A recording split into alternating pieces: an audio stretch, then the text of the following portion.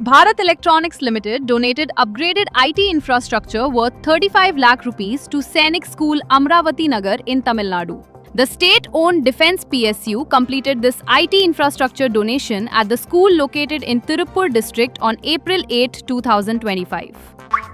The Reserve Bank of India's Monetary Policy Committee kept the repo rate unchanged at 5.25% on April 8, 2026. The six-member panel voted unanimously after a three-day meeting chaired by Governor Shri Sanjay Malhotra. GAIL Limited, a Maharatna public sector undertaking, has signed a long-term charter party agreement with Greek shipping major Alpha Gas for the LNG carrier Energy Fidelity, marking a major step towards strengthening India's LNG logistics and maritime capabilities.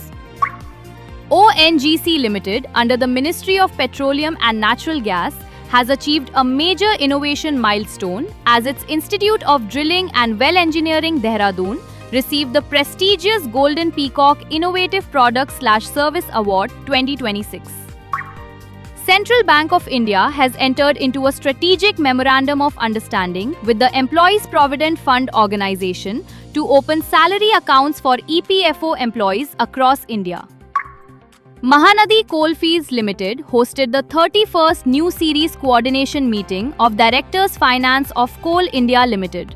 This Finance Directors Coordination Meeting took place on April 6 and 7, 2026 in Jharsuguda, Orissa. Central Bank of India has signed a landmark Memorandum of Understanding with the Employees Provident Fund Organization.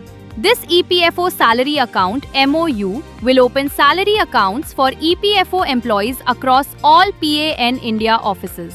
Chairman Shri B. Sairam launched 2 new web portals at the corporate office in Kolkata.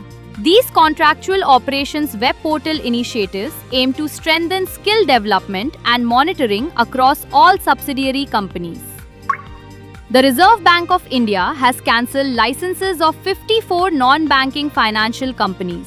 More than 30 companies from Delhi and New Delhi lost their certificates. Other firms from Kolkata, Telangana and Haryana also face the ban. These companies cannot do any lending or investment business now. Steel Authority of India Limited's Bokaro Steel Plant signed a historic contract on April 7, 2026. The agreement enables hydrogen injection in blast furnace number 1 at the plant.